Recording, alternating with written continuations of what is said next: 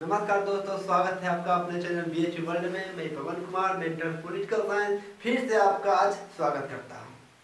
जैसा कि आपको शुरू में ही बताया गया होगा कि बीच बीच में हमारे लेक्चर्स में आपको डाउट क्लास की व्यवस्था की जाएगी। यानी जब हमारे लेक्चर्स में से संबंधित आपको कोई डाउट आए या फिर आप जब प्रीवियस ईयर का क्वेश्चन बनाए तो उसमें कुछ डाउट आती होगी, तो उसी डाउट को सोल्व करने के लिए डाउट क्लास की व्यवस्था हमारे बीएच वर्ल्ड द्वारा की गई है। तो आइए देखते हैं कि डाउट क्लास में मैं क्या क्या बताऊंगा। यानी हमारे बहुत अच्छे अच्छे मित्र थे जिनको समस्या आई थी पढ़ने में, लेकिन बहुत कम मित्र थे जिनको की समस्या आई है। उसकी तो 10 से 15 दोस्तों ही ने हमसे डाउट क्लास के लिए क्वेश्चंस पूछे हैं। तो देखते हैं कि उनकी क्या क्या डाउट्स आए हैं। तो सबसे पहले हम बात करते हैं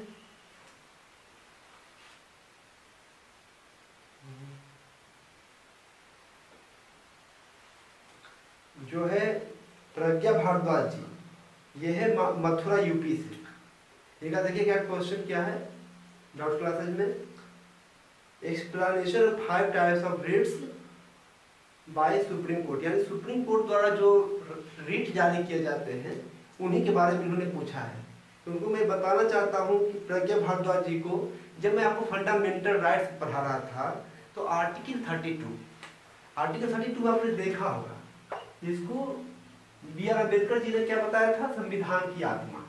संविधान की आत्मा इसको क्यों कहिएगा, यानी कि इसमें बताया गया था कि जब भी आपके फंडामेंटल राइट्स के साथ कोई छेड़छाड़ हो, उसका उल्लंघन हो, तो सीधे आप सुप्रीम कोर्ट जा सकते हैं, या फिर सुप्रीम कोर्ट को खुद लगे कि व्यक्ति के फंडामेंटल राइट्स के साथ कुछ छेड़छाड़ किया जा रहा है तो वो खुद से संज्ञान लेता है।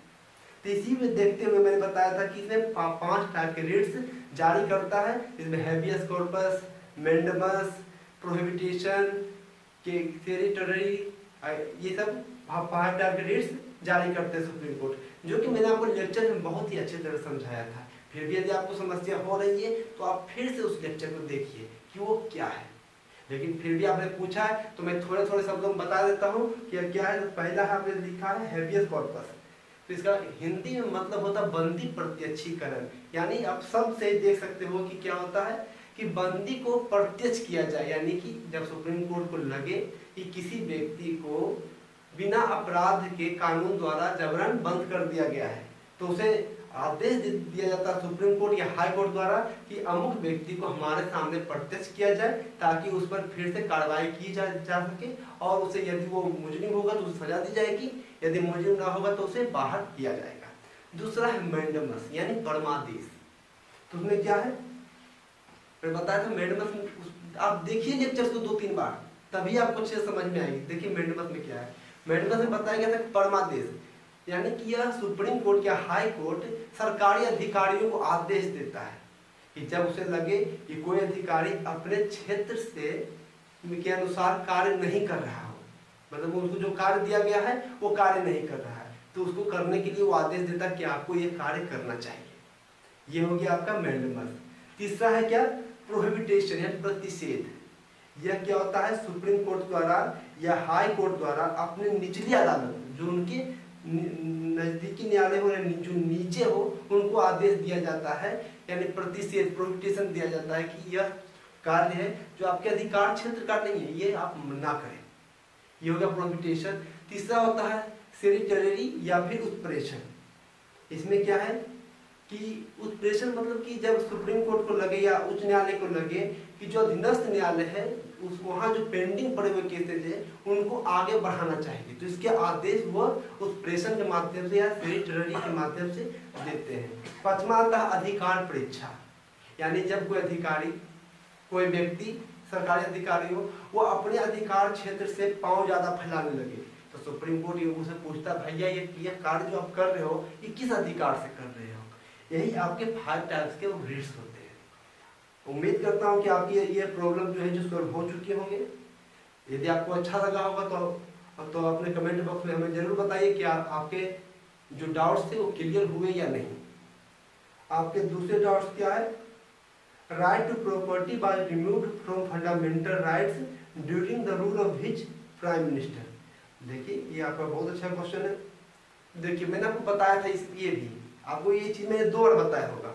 एक फंडामेंटल राइट्स जब पढ़ा रहा था और दूसरा प्रहार था जब आपको अमेंडमेंट।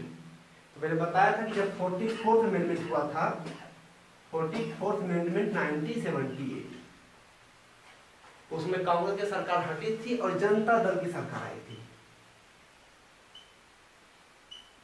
जनता दल की सरकार आई थी और उस समय यह कॉन्स्टिट्यूशन अमेंडमेंट की गई थी 44। इसके तहत राइट टू प्रॉपर्टी को हटाकर लीगल राइट आर्टिकल 300A के अंतर्गत रखा गया था। आपका क्वेश्चन क्या था उसमें प्राइम मिनिस्टर कौन थे? तो उसमें प्राइम मिनिस्टर थे हमारे मोरारजी देसाई।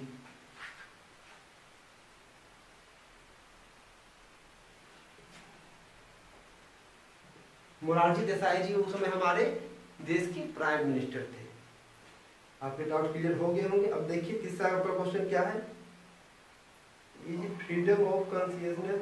हाँ, मतलब क्या कहना है कि जो हमारे देश में हमारे फंडामेंटल राइट्स में जो धर्म का अधिकार हो गया, फिर हमारे बिजनेस करने का अधिकार हो गया, ये किस आर्टिकल के अंदर आते हैं या फिर ये है कि नहीं?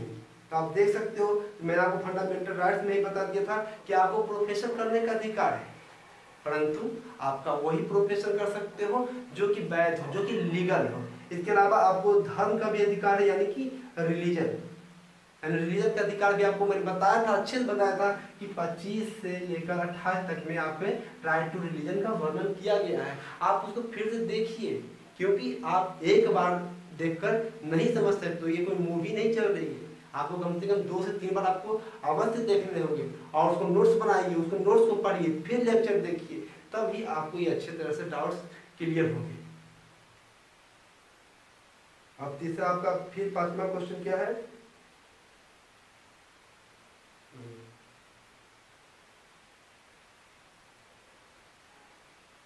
अच्छा देखिए, आपने एक क्वेश्चन पूछा है इंपोर्टेंस ऑफ आरटीआई। ये आरटीआई का इंपोर्टेंस क्या है? चलिए मैं बता देना चाहता हूँ कि देखिए इसका मतलब क्या होता है। आरटीआई का मीन्स हुआ राइट टू इंफॉर्मेशन। जब उदाहरण स्वरूप आपको किसी बारे में जानकारी प्राप्त करनी हो या किसी अधिकारी से संबंधित कोई अधिकारी है वो क्या कार्य कर रहा है तो उसके बारे में कुछ जानना हो, तो आप उसे डायरेक्ट जाकर नहीं पूछ सकते हो कि भैया आपने क्या क्या क्या किया 2 साल में, मुझे बताओ। या आपके गांव के मुखिया जी होंगे, उनसे जाकर पूछो मुखिया जी आपने 5 साल मैंने आपको चांस दिया, आपने क्या कार्य किए? तुम कहीं बताएंगे? नहीं बताएंगे। इसीलिए इन्हीं अधिकारियों के कार्यों को जानने के लिए हमारे संविधान द्वारा ये सरकार द्वारा एक कानून बनाया गया जो कि आरटीआई कहलाया, यानी राइट टू इन्फॉर्मेशन। आप किसी भी सरकारी अधिकारी के कार्यों से संबंधित जानकारी प्राप्त कर सकते हैं इसके अंतर्गत आरटीआई। यही आरटीआई का मेन मकसद है और इसी यही इसका इम्पोर्टेंस है। देखिए आपका एक और क्वेश्चन है फंडामेंटल ड्यूटीज से। आपने पूछा कि जो पब्लिक इलेक्शन में जो वोट डाला जाता है, whether to vote in public election is a fundamental duty और नॉट। मैंने आपको बताया था जब फंडामेंटल ड्यूटीज बता रहा था कि फंडामेंटल ड्यूटी 11 है, पहले 10 थे फिर 11 जोड़ा गया, परंतु मैंने जब इसके कुछ खामियां बता रहे थे फंडामेंटल ये फंडामेंटल ड्यूटीज के, जिसमें कि जो कि ऐड नहीं किए गए हैं। जैसे क्या क्या था, आपको मतदान देना, आपको कर की अदायगी करना यानी टैक्स पे करना, ये सब हमारे फंडामेंटल ड्यूटीज में शामिल नहीं किए गए हैं। यानी कि जो आपका क्वेश्चन है तो ये है कि फंडामेंटल ड्यूटीज हमारे ये राइट टू वोट यानी वोट देना पब्लिक इलेक्शन में फंडामेंटल ड्यूटीज है या नहीं, तो ये सिंपल शब्दों में ये नहीं है, हमारे फंडामेंटल ड्यूटीज में से शामिल नहीं किया गया है। ये सारे क्वेश्चन थे प्रज्ञा जी के जो मथुरा से थे। अब दूसरे आगे बढ़ते अगले प्रश्न की ओर।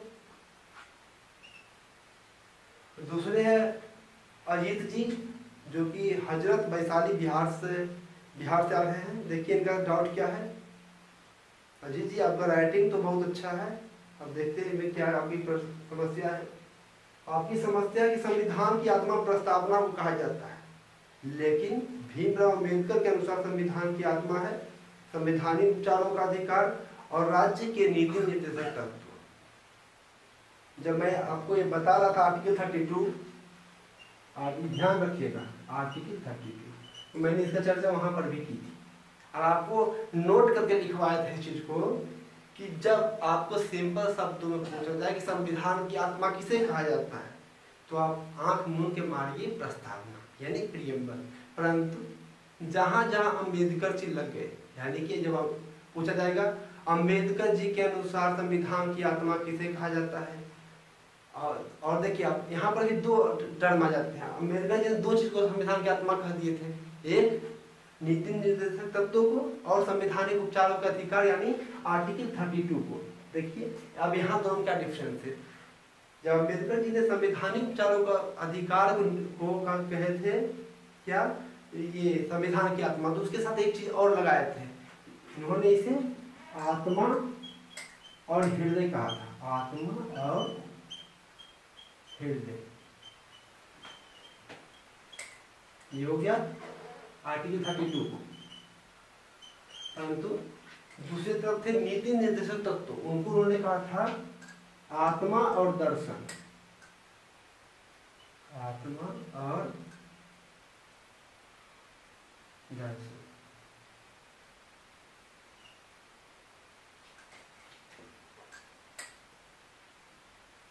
यानी United principle of state policy, यानी कोई इन्होंने कहा था आत्मा और दर्शन, यानी कि soul and philosophy of the constitution DPSP, soul and heart article 32, और सिर्फ ये जो सोल होता है वो उसे कहा जाता है प्रियम्बल।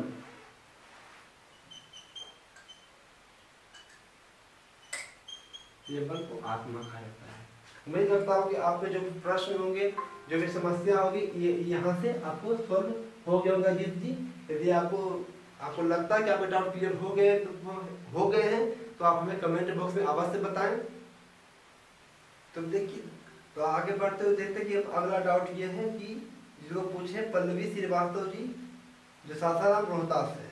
इनका क्वेश्चन है during which one of the following situations does the vice president of India discharges the function of the president, यानी किन परिस्थितियों में भारत के उपराष्ट्रपति द्वारा एज राष्ट्रपति ऑफिस होल्ड किया जा सकता है, यानी उसके पद पर स्थापित हो सकते हैं। एक ऑप्शन है व्हेन द प्रेसिडेंट फॉल्स इल, यानी जब राष्ट्रपति बीमार हो। दूसरा व्हेन द प्रेसिडेंट वैकेट्स ऑफिस, यानी जब राष्ट्रपति का पद खाली हो।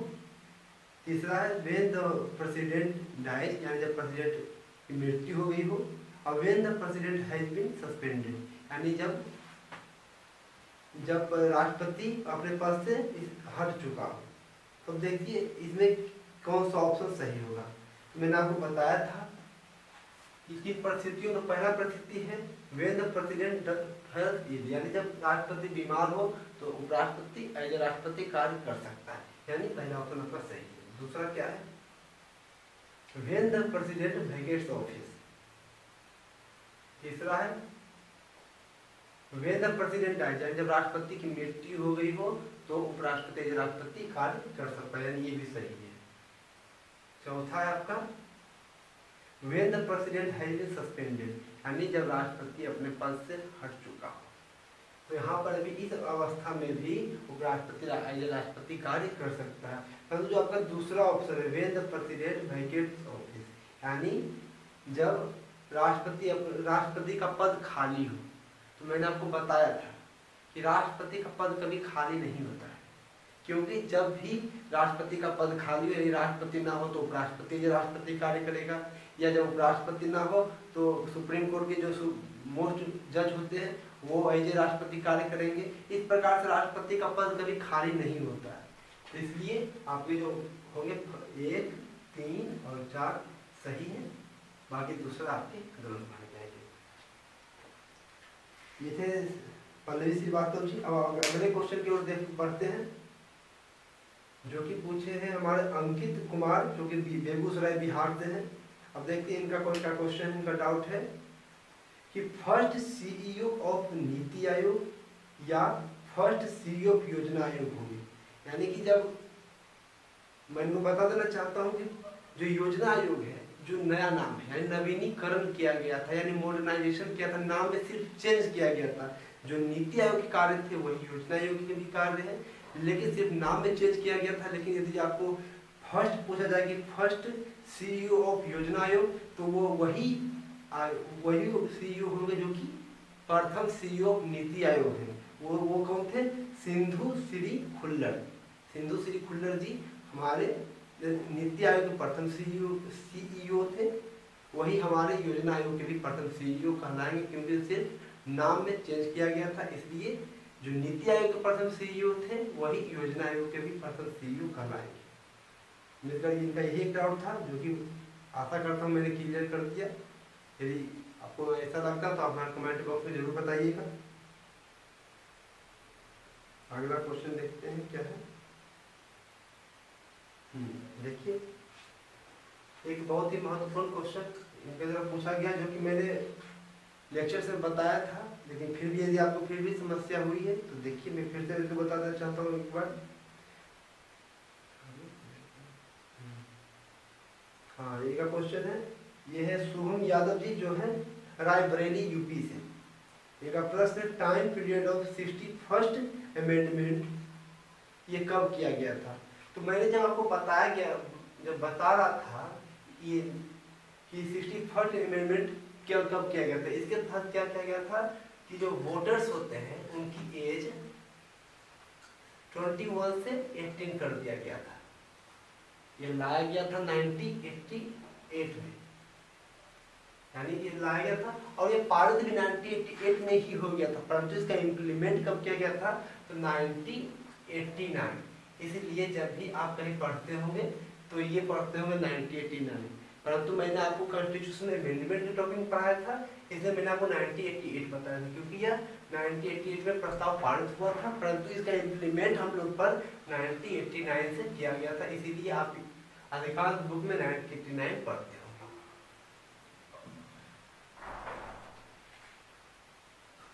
अब आपका अगला क्वेश्चन क्या है, age of governor and chief minister. आप गवर्नर और चीफ मिनिस्टर की एज जानना चाहते हैं कि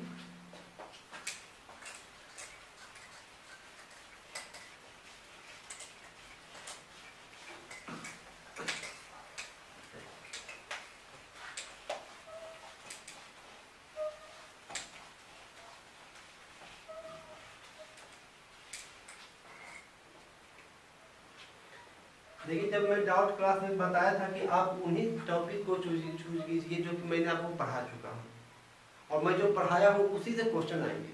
आप ज़्यादा वास्ट इधर उधर जाके क्वेश्चन मत पूछिए, आप कंसंट्रेट कीजिए कि जो मैं लेक्चर दिया हूँ वो आप उन्हीं पर कंसंट्रेट कीजिए, क्योंकि क्वेश्चन वहीं से आने वाले हैं। यदि आप इधर उधर के बुक पढ़ोगे, क्योंकि पॉलिटिकल साइंस एक वास्ट सब्जेक्ट यानी बहुत विस्तृत की शाखाएं बिखरी हुई है, यदि आप हर एक किताब पढ़ने लगोगे तो आपको हजारों डाउट्स आएंगे।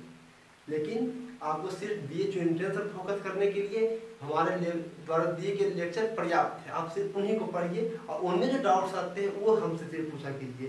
लेकिन फिर भी आप जो पूछ रहे हैं मैं आपको फिर से बता देना चाहता हूँ फिर, और इसके बाद फिर से आप हमारे लेक्चर के बाद फिर से ध्यान से पढ़िए और तो फिर से नोट्स बनाइए। यदि आपको फिर समस्या आती है तो हमसे पूछिए, तो आपके डाउट्स अच्छे से क्लियर हो गए। तो आपने पूछा है age of governor and chief minister and CM. तो मैंने बता देना चाहता हूँ, गवर्नर जो होते हैं जिनकी मिनिमम एज क्या होती है, पहले मिनिमम एज इनकी होती है 35, और इनकी सीएम की होती है, जो चीफ मिनिस्टर मुख्यमंत्री होते हैं, इनकी मिनिमम एज होती है 25।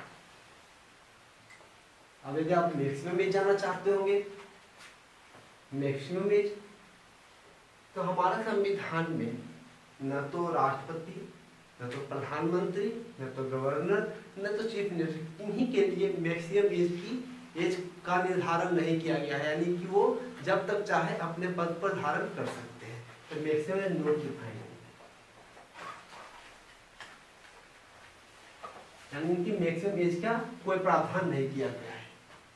अब देखते हैं गवर्नर कब तक अपने पद पर धारण कर सकता है। तो ये देखिए, इनकी नियुक्ति राष्ट्रपति द्वारा की जाती है, तो राष्ट्रपति जब तक चाहे इनको रख सकते हैं, जब चाहे इनको हटा सकते हैं। इसके अलावा यह एक ही राज्य में 2 बार ही बन सकते हैं, या उनको कुछ समय के लिए दूसरे राज्य में भी भेजा जा सकता है। ऐसा मान्यता माना जाता है इन जनरल।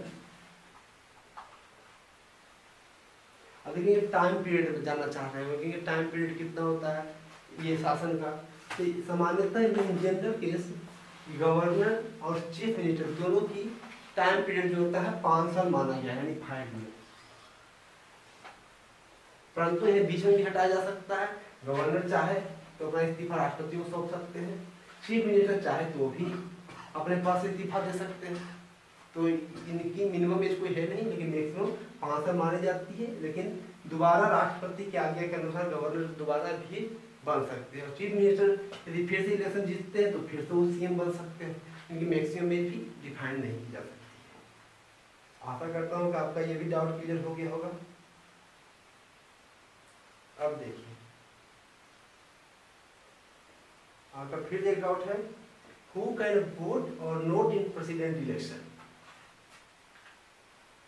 इसमें मैं आपको बताना चाहता हूं कि आप जाकर पहले हमारे लेक्चर देखिए, क्योंकि यह टॉपिक जब मैं प्रेसिडेंट पढ़ा रहा था तब पूरे लगभग 10 मिनट मैंने ये चीज आपको बताया था कि कौन प्रेसिडेंट के इलेक्शन में वोट डाल सकता है और कौन प्रेसिडेंट के इलेक्शन में वोट नहीं डाल सकता है।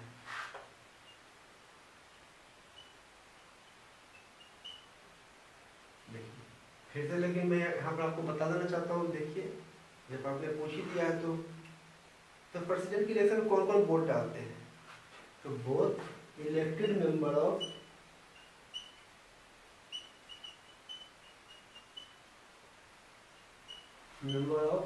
लोकसभा एंड राज्यसभा, यानी लोकसभा और राज्यसभा के सभी निर्वाचित सदस्य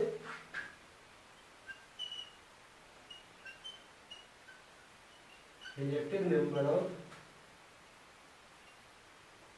लेजिस्लेटिव असेंबली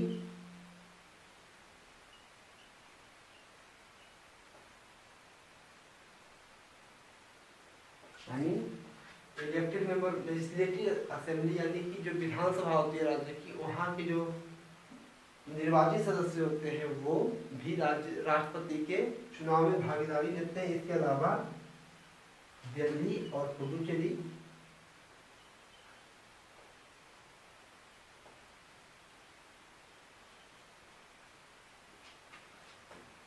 और यूनियन टेरिटरी जो होते हैं, यूनियन टेरिटरी में सिर्फ दिल्ली और पुडुचेरी के निर्वाचित सदस्य राष्ट्रपति के चुनाव में भागीदारी लेते हैं। इसके अलावा मैंने अब देखिए आपने एक चीज और पूछा है कि कौन कौन व्यक्ति अब राष्ट्रपति के चुनाव में भाग नहीं ले सकते हैं। तो पहला हो गया नॉमिनेटेड मेंबर,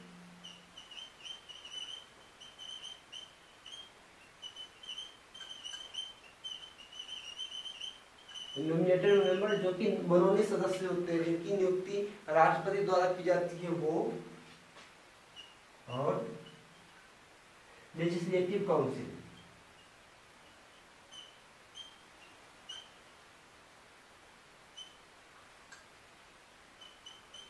यानी विधान परिषद। कुछ राज्य में विधानसभा और विधान परिषद दोनों व्यवस्था की गई है। तो जिस राज्य में विधानसभा हो और विधान परिषद दोनों हो, उसमें से विधान परिषद यानी लेजिस्लेटिव काउंसिल जो सदस्य होते हैं वो राष्ट्रपति चुनाव में भागीदारी नहीं लेते हैं।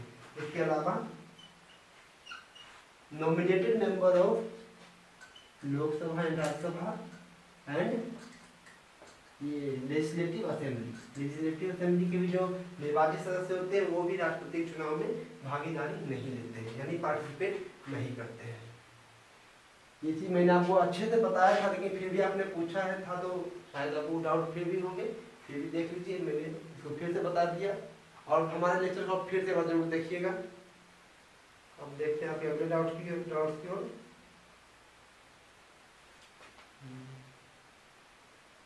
हाँ देखिए आपका एक और कंफ्यूजन है, आपने लिखा है who was head of flag committee, I am confuse between Rajendra Prasad and JP Kripalani.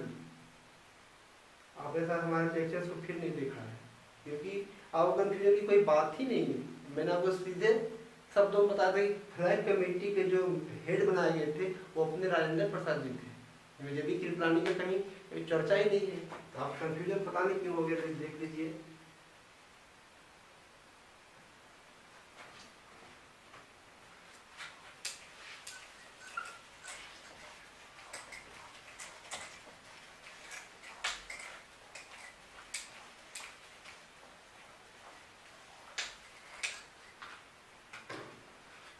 Head of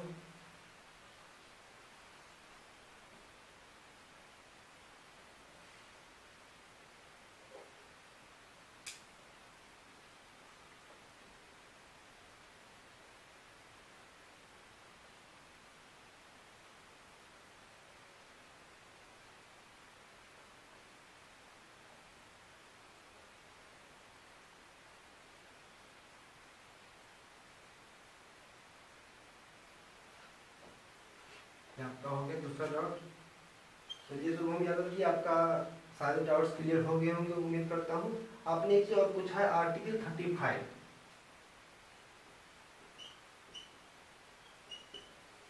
ये भी मैंने आपको अपने फंडामेंटल राइट्स के लेक्चर में बताया था कि आर्टिकल 35 क्या है। आप उसको अच्छे से फिर देखिए, क्योंकि आर्टिकल 35 के बारे में मैंने आपको जो बताया था तो थोड़ा विस्तार किया था। यानी जब आर्टिकल 34 पढ़े होंगे तो स्पेशल अफसपा के बारे में बताया था। यानी कि जब किसी राज्य में मिलिट्री एक्ट लग जाता है तो वहाँ पर जो अधिकारी द्वारा जो कानून बनाए जाते हैं वही लागू होते हैं। यानी वहाँ पर फंडामेंटल राइट्स गौण माना जाता है वहाँ, यानी वहाँ पर फंडामेंटल राइट्स को थोड़ा हटा दिया जाता है, कुछ व्यक्तिगत फंडामेंटल राइट्स को खत्म भी किया जाते हैं। इसकी चर्चा आर्टिकल 34 में किया गया है और इसी का इम्प्लीमेंटेशन के बारे में आर्टिकल 35 के बारे में आर्टिकल 35 में इसकी चर्चा की गई है। यानी कि कुछ राज्यों में जब इस तरह के अफसपा लगता है, जैसे जम्मू कश्मीर हो गया आपके और मणिपुर में एक बार लगे थे, तो वहाँ पर उस राज्य को विशेष प्रकार के प्रावधान दिए गए थे। इसी को चर्चा आर्टिकल 35 में की गई है, जिसकी चर्चा मैंने विस्तार से आपको फंडामेंटल राइट्स के टॉपिक में किए थे, वो आप अच्छे से जाके फिर से पढ़ लीजिए। इसके अलावा मैं जब इमरजेंसी पढ़ा रहा था उसमें भी मैंने इसकी चर्चा की है, आप वहाँ से भी इसके बारे में जानकारी प्राप्त कर सकते हो। शुभम यादव जी, उम्मीद करता हूँ कि आपके सारे डाउट्स क्लियर हो गए होंगे। अब मैं अगले डाउट्स की ओर बढ़ता हूँ। वो है आशीष कुमार जी, जो कि कटिहार बिहार से है। आपका क्वेश्चन क्या है? पावर राज्यसभा।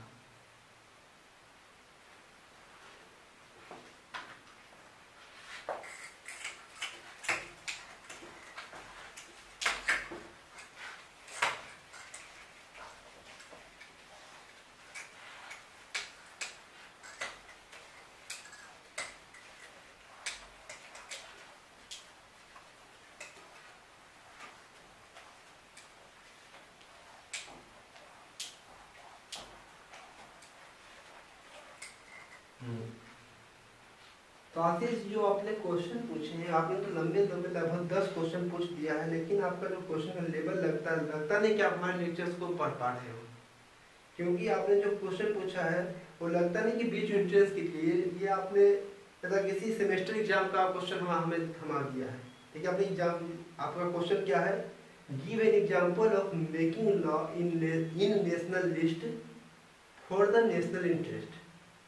यानी कि संघ सूची में वर्णित विषयों पर राष्ट्र द्वारा बनाए गए कानून राष्ट्रीय हित में होते हैं, एग्जाम्पल हम दें। यानी आपने बताया था कि यहाँ पे कॉमन सेंस की बात है कि जब भी कोई राष्ट्र कोई भी नेशनल यानी कि संघ सूची में वर्णित विषय पर जब भी कोई कानून बनाएगा तो राष्ट्रीय हित में ही बनाएगा। जैसे एग्जाम्पल आप ले लो, यानी इंटरनेशनल रिलेशन सबसे बड़ा एग्जाम्पल इसका है। यानी कि जब भारत यानी इंडिया जब भी कोई भी कानून बनाता है, कोई भी लॉ में बनाता है विदेश से संबंधित, तो क्या सोच के बनाता होगा कि इससे हमारे देश को कोई फायदा हो, यानी नेशनल इंटरेस्ट में वृद्धि हो। इसी को ध्यान रखते हुए कोई बनाएगा ना। तो इसी में देख सकते हो, यानी कि आपको एग्जाम्पल के अनुसार सीधे इंटरनेशनल रिलेशन में आप ले लो, यानी कि जैसे परमाणु समझौता हो, किसी देश से समझौता किस प्रकार से हो, मिलिट्री एक्सरसाइज हो, ये सारे कानून जो बनाए जाते हैं जो नेशनल इंटरेस्ट के लिए बनाए जाते हैं, इस प्रकार क्वेश्चन बीच इंटरेस्ट में नहीं आएंगे। मैंने आपको बार बार बताया कि हमारे लेक्चर्स पर आप फोकस कीजिए। आप शायद हमारे लेक्चर को उस तरह से फोकस नहीं कर पा रहे हैं, इसीलिए इस तरह के आप क्वेश्चन कर रहे हैं। चलिए, आपका अगला क्वेश्चन बहुत ही अच्छा है। चलिए देखते हैं अगला क्वेश्चन क्या है आपका। आपने पूछा कि बजट सेशन और एनी अदर सेशन को क्या दोनों हाउस में अलग अलग लाते हैं। यानी कि जब मैंने आपको बताया था सेशन में, ये जो बजट सेशन होता है, यानी कि जो 3 सत्र चलते हैं, कौन कौन था? बजट सत्र,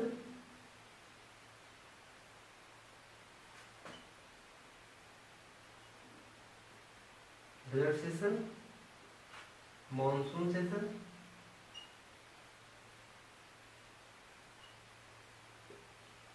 और विंटर सेशन।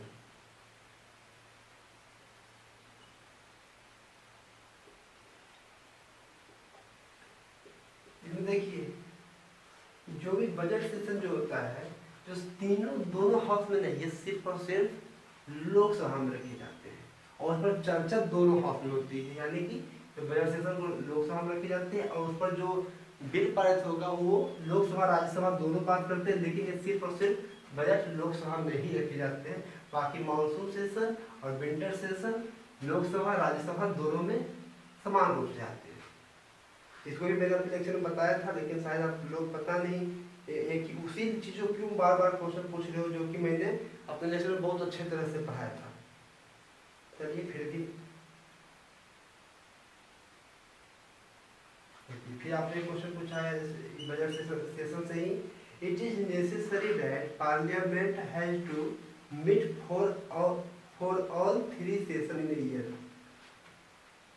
क्या नाम है? आशीष जी, आप ध्यान से देखिए लेक्चर में मैंने क्या बताया था कि इंडियन कॉन्स्टिट्यूशन में प्रावधान किया गया है कि पार्लियामेंट के 2 सेशन के बीच की मैक्सिमम अवधि जो होती है वो 6 महीने होनी चाहिए। यदि तो आप किसी तरह से वो 6 महीने का गैप मेंटेन कर लीजिए, या तो विंटर सेशन, मॉनसून सेशन और बजट सेशन, तीनों मिलाकर के आपके बीच का गैप 6 महीना तो ठीक नहीं होना चाहिए। यदि 2 यानी कि पक्के 6 महीने के बाद आपका अगला सेशन स्टार्ट हो जाना चाहिए। इसी को ध्यान में रखते हुए संविधान में 3 प्रकार के सेशन की व्यवस्था की गई है, इसलिए आप ये एक तरह से कह सकते हैं कि ये कंपल्सरी ही है कि 3 सेशन साल में होने ही चाहिए। ऐसा प्रावधान तो नहीं है कि संविधान में कि 3 सेशन होना चाहिए, लेकिन ये प्रावधान है कि 2 सेशन के बीच का मैक्सिमम गैप 6 महीने से अधिक नहीं होना चाहिए।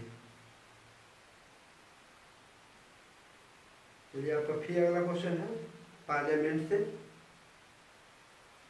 देखिए ये क्वेश्चन आपने अच्छा पूछा है कि what is the difference between question hour and zero our.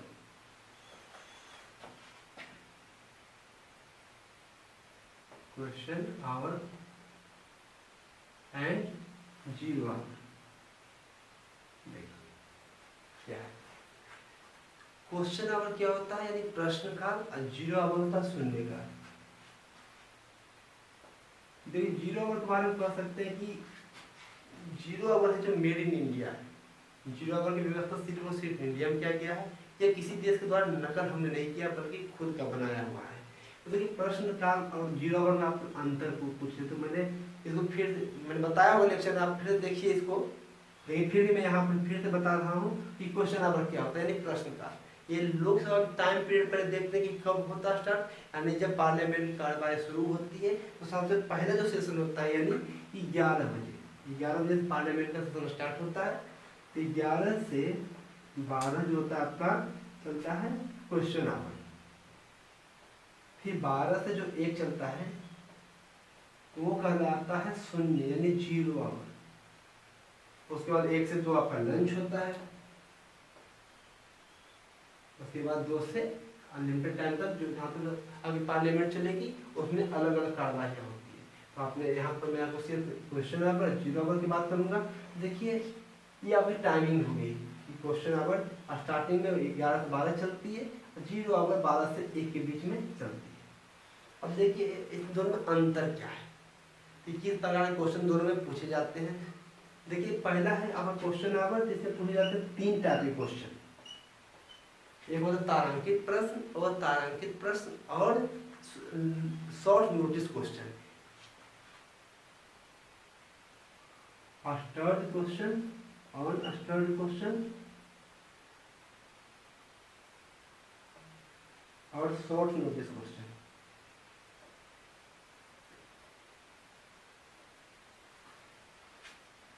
अब देखिए अब स्टर्ड क्वेश्चन क्या होते हैं, अनस्टर्ड क्वेश्चन क्या होता है, शॉर्ट नोटिस क्वेश्चन क्या होते हैं, ये आपको जानने की कोई जरूरत नहीं है। आपको सिर्फ मैंने बताया था कि आपको प्रश्न क्या पूछेंगे कि क्वेश्चन आवर का टाइमिंग क्या होता है, जीरो आवर का टाइमिंग क्या होता है, बस इतना ही पूछेगा। लेकिन आप पूछ रहे हो तो मैं इसको एक्सप्लेन कर देना चाहता हूँ। स्टर्ड क्वेश्चन वो होते हैं कि जब पार्लियामेंट की कार्यवाही शुरू होता है तो कोई भी विधायक सांसद हो या फिर कोई प्राइवेट व्यक्ति हो तो क्वेश्चन पूछते हैं और उसका संबंधित जवाब मंत्रालय द्वारा दी जाती है। मान लो कि कोई भी सांसद हो तो वो रेलवे संबंधित प्रश्न पूछना चाहता हो तो उससे संबंधित जानकारी रेलवे मंत्री को ही देना पड़ेगा। इसमें क्या होता है स्टडी क्वेश्चन में कि आप इसमें वार्तालाप कर सकते हो, जैसे कि हमने क्वेश्चन पूछा उन्होंने जवाब दिया, फिर इसमें मैं पूरा प्रश्न यानी सप्लीमेंट्री क्वेश्चन कर सकता हूँ।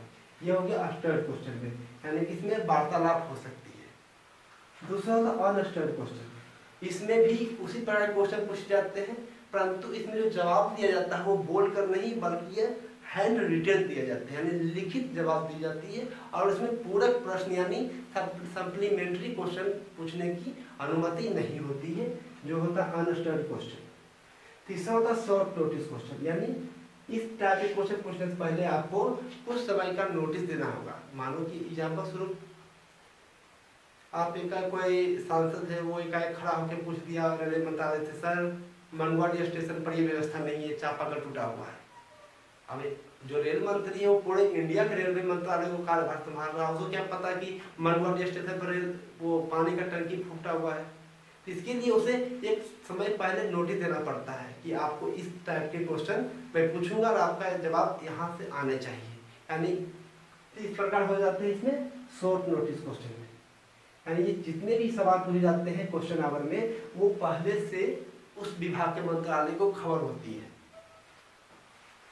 ये हो गया आपके क्वेश्चन आवर। अब दूसरा था जीरो आवर। जीरो आवर क्या होता है, यानी अब जीरो आवर में क्या होता है, जो मेन जो मंथन होती है प्रश्नों पर उसकी चर्चा होती है जीरो आवर में। इसमें क्या होता है कि जो संबंधित विभाग के मंत्री होते हैं या सरकार होती है उससे किस टाइप के क्वेश्चन पूछे जाएंगे इसकी जानकारी नहीं होती है।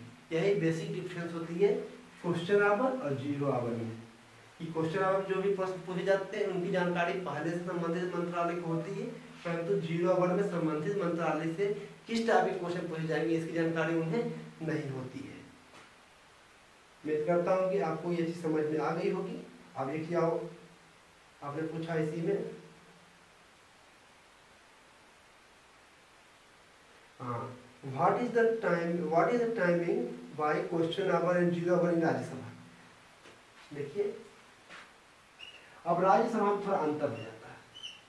मैंने क्या बताया लोकसभा में कि जब भी पार्लियामेंट का सेशन स्टार्ट होता है तो सबसे पहले यानी 11 से स्टार्ट होते हैं, एक साथ क्वेश्चन आवर स्टार्ट होती है। परंतु यदि हम राज्यसभा की बात करें तो जब पार्लियामेंट की कार्यवाही शुरू हुई तो जितने भी पत्र जमा होने के बाद जो सबसे पहले जो चेयरमैन होते हैं वो घोषणा करते हैं कि शून्यकाल की प्रारंभ किया गया, यानी जीरो आवर स्टार्टेड, यानी कि सबसे पहले जो राज्यसभा में होता है वो जीरो आवर स्टार्ट होती है, जीरो आवर। अब जीरो आवर में देख सकते हैं कि राज्यसभा और लोकसभा में यही अंतर है कि जीरो आवर जो होता है लोकसभा में 12 से 1 होती है, परंतु राज्यसभा में 11, 15, 11 के बाद यानी सबसे पहला सेशन इसका जीरो आवर ही होता है। आशीष कुमार जी आपके क्वेश्चन अच्छे भी है, कुछ खराब भी है, चलिए मैं चाहूँगा सारे क्वेश्चन का आपको सोल्व कर दूं। हाँ देखिए एक और भी क्वेश्चन आपने पूछा जो कि बहुत सिंपल है, आपको ये जानकारी होनी चाहिए। आइए पॉलिटिकल साइंस स्टूडेंट, जब आप पॉलिटिकल साइंस के ABCD भी जानते होंगे इसकी जानकारी आपको अवश्य होनी चाहिए। आप पूछ रहे हैं what is the minimum age for being Rajya Sabha member, यानी राज्यसभा के सदस्य होने के लिए आपकी न्यूनतम आयु कितनी होनी चाहिए। तो आप हमारे लेक्चर में जाकर देखिए, इसे मैं बताऊंगा नहीं आपको, मैंने आपको बता दिया कि राज्यसभा, लोकसभा, विधानसभा इन सब की सदस्यों इन सभी मेंबर की एज क्या होती है। आप हमारे लेक्चर को देखिए ताकि आप फिर से इसको देख सके एक बार।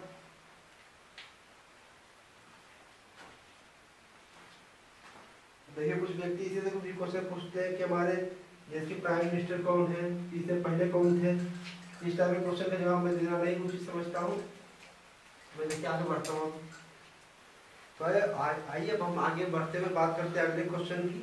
विकासी जी का है, इन्होंने अगला क्वेश्चन पूछा है कि what is the 50+1 ratio in the election of president. Explain करने के लिए बात कर रहे हैं, जबकि मैंने आपको प्रेसिडेंट जब पढ़ा तो मैंने आपको अच्छे से बताया था कि 50+1 रेशियो क्या होता है। प्लस 1। देखिए चुनाव दो प्रकार से होते हैं, इलेक्शन दो प्रकार के होते हैं। एक होते हैं फर्स्ट पास्ट द पोल, यानी कि जो व्यक्ति सभी से ज़्यादा मतदान प्राप्त कर ले, सबसे अधिक वोट प्राप्त कर ले, वो इलेक्शन जीत जाता है। दूसरा होता है कि आप 50 यानी जितने भी मतदाता हो उनका 50% प्लस 1 वोट प्राप्त करते हो तो ही आप चुनाव जीतोगे। इसको बोलते हैं अनुपातिक प्रतिनिधित्व प्रणाली द्वारा, यानी सिंगल ट्रांसफरेबल वोट सिस्टम के द्वारा राष्ट्रपति का चुनाव होता है। यानी कि जितने भी वोटर्स होंगे उनके 50% प्लस 1 वोटर्स यदि आप वो वोट करते हैं तो ही आप इलेक्शन जीतोगे। यही होता है 50 प्लस 1% इलेक्शन सिस्टम। एक दूसरा इलेक्शन सिस्टम क्या होता है कि यदि जो A, B, C, D, E 5 प्रतिभागी इलेक्शन खड़े हुए हो, उनमें से टोटल वोटर की संख्या 100 हो, किसी को 25 मिले, किसी को 15, 18, 30, 12, 5 etc के मिला हो। इसमें जो सबसे अधिक वोट प्राप्त किया हो, यानी जो 30 वोट प्राप्त किया हो, उन्होंने तो 50 का आंकड़ा पार नहीं किया हो, परंतु वो सबसे अधिक वोट प्राप्त किए हैं, इसलिए उन्हें विजेता माना जाएगा। ये कहलाता है फर्स्ट पास द पोल सिस्टम, यानी जो सबसे पहले पोल को पास कर गया वो इलेक्शन जीतेगा। परंतु जो प्रेसिडेंट का इलेक्शन होता है वो होता है सिंगल वोट ट्रांसफरेबल सिस्टम, यानी इसमें क्या होता है कि आपको 50% प्लस 1 यानी कि जितने भी मतदाता है उनकी संख्या से आधा से एक अधिक सदस्य ने यदि आपको वोट दिया हो तो आप चुनाव जीतोगे। यही हुआ आपका 50 प्लस 1% वोटिंग सिस्टम। आप अगला क्वेश्चन देखते हैं क्या है। आप पूछ रहे हैं can a person hold a post of president as well as governor, क्या एक व्यक्ति एक ही समय में राष्ट्रपति और राज्यपाल दोनों का पद धारण कर सकता है? तो इसका आंसर है नो। क्यों? क्योंकि मैंने बताया था जब राष्ट्रपति पढ़ा रहा था कि कोई भी व्यक्ति, कोई भी जो सरकारी पद पर पहले से स्थापित हो वह राष्ट्रपति नहीं बन सकता है। यदि वो राष्ट्रपति के पद शपथ लेने से पहले उसे अपना पुराना पद खाली करना पड़ेगा, इसलिए जो राष्ट्रपति होगा वो गवर्नर नहीं बन सकता, यानी कि एक साथ दोनों का पोस्ट वो होल्ड नहीं कर सकता। अगला क्वेश्चन आपका है एक्सप्लेन अबाउट 5 इलेक्टर्स और proposers sector in the election of president, यानी प्रेसिडेंट के इलेक्शन में जो 50 इलेक्टर्स होते हैं और 50 प्रोपोजर्स होते हैं, यानी कि 50 अनुमोदक और 50 प्रस्तावक कौन कौन होते हैं उनके बारे में आपने पूछा है।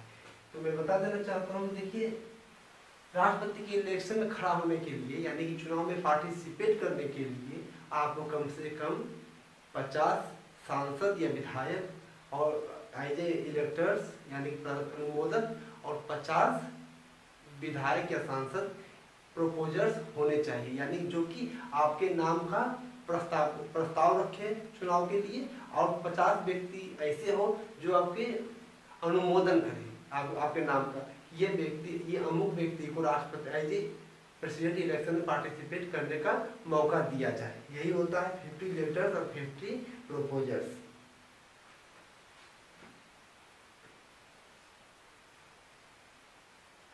देखिए आपका ऑर्डिनेंस से अगला क्वेश्चन है।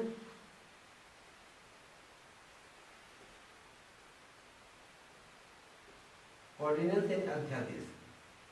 इसमें आपने पूछा है कि ऑर्डिनेंस मेक बाय प्रेसिडेंट को कितने वीक्स में पार्लियामेंट से पास करवाना पड़ता है, यानी जो अध्यादेश प्रेसिडेंट द्वारा लागू किया जाता है उसे कितने सप्ताह के अंदर इसे पार्लियामेंट से प्रस्तावित करना, पास कराना आवश्यक होता है। तो मैंने इसको जब पार्लियामेंट आपको बता रहा था उसमें ऑर्डिनेंस यानी पावर ऑफ राष्ट्रपति में मैंने इसके बारे में बताया था कि ये क्या होता है।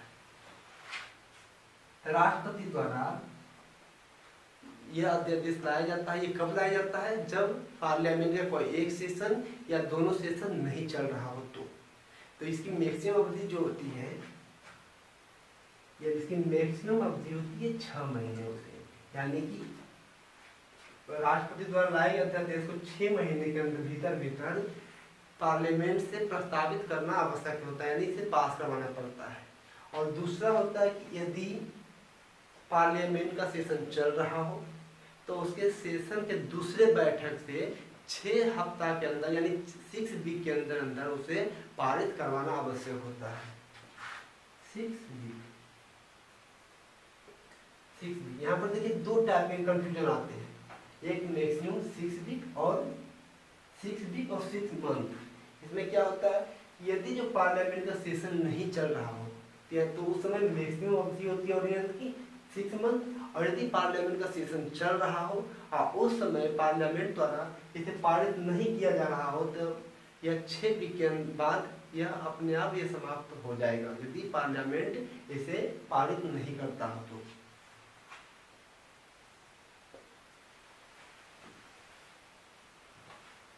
चलिए, ये हो गया ऑर्डिनेंस से बनती, यानी कि आपका जो क्वेश्चन था, यानी कि इसे प्रेसिडेंट द्वारा पारित ऑर्डिनेंस को 6 महीने के अंदर इसे पार्लियामेंट की स्वीकृति आवश्यक होती है। देखिए, ये आपने जो क्वेश्चन पूछा है,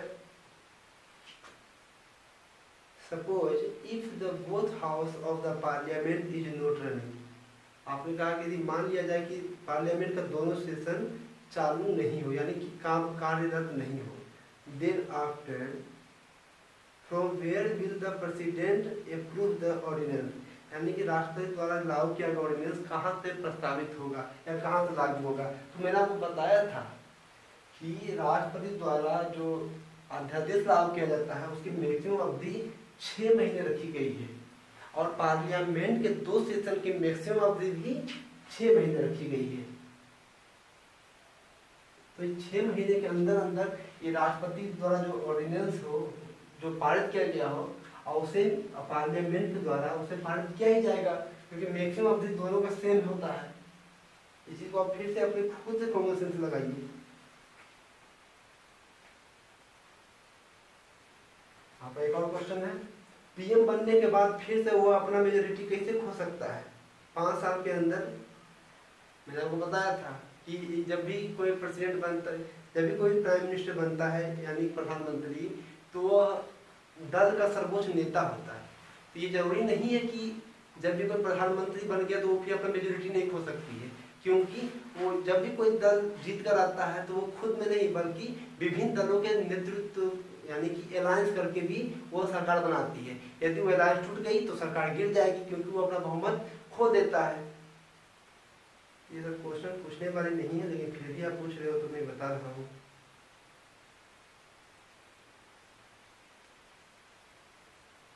देखिए, आपने एक और क्वेश्चन पूछा है lame duck session.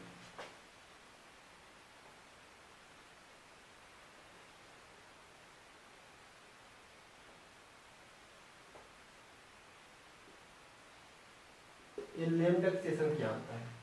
Lame duck session जब लोकसभा का चुनाव हो गया हो, जो लोकसभा की पहली बैठक होने से पहले पुराने लोकसभा के जो मेंबर होते हैं उनका एक सेशन होता है, और जो लोकसभा के पुराने मेंबर होते हैं फिर से इलेक्शन जीत कर नहीं आ पाते हैं, उन्हीं को लेम डक कहा जाता है। यानी जो पहले से लोकसभा के मेंबर तो थे परंतु इस चुनाव में वो चुनाव हार जाते हैं, इसी कारण वो लोकसभा से बाहर हो जाते हैं, तो उन्हीं को लेम डक कहा जाता है। इसी को बोलते हैं लेम डक सेशन, यानी कि लोकसभा के नए चुनाव होने के बाद पुराने लोकसभा का जो अंतिम सेशन होता है उसी को बोलते हैं लेम डक सेशन। फिर आपने पूछा कि what is the work of deputy minister. जब मैंने कैबिनेट मिनिस्टर को पढ़ा रहा था मैंने बताया था कि मिनिस्टर 3 प्रकार के होते हैं, एक कैबिनेट, एक स्टेट, एक डिप्टी मिनिस्टर। तो मैंने आपको कैबिनेट मिनिस्टर के बारे में बताया था। कैबिनेट मिनिस्टर का कार्य सर्वोसर्वा वही होता है क्षेत्र का। फिर होते हैं स्टेट मिनिस्टर, जिनको कि कार्य तो दिए जाते हैं परंतु पूर्ण रूप से नहीं। वो कैबिनेट के बैठक में या फिर जब पार्लियामेंट में बैठक हो रही हो तो उनको यदि उनको बुलाया जाता है स्टेट मिनिस्टर को तो ही वो आते हैं। ये हो गए कैबिनेट मिनिस्टर और स्टेट मिनिस्टर। तीसरा होते हैं डिप्टी मिनिस्टर। वो क्या होते हैं कि उनको सिर्फ और सिर्फ स्टेट मिनिस्टर और कैबिनेट मिनिस्टर के कार्यों में सहयोग देने के लिए रखा जाता है, उनको कैबिनेट मिनिस्टर के अंतर्गत शामिल नहीं किया जाता है। यही आपके हो गए स्टेट मिनिस्टर, ये डिप्टी मिनिस्टर।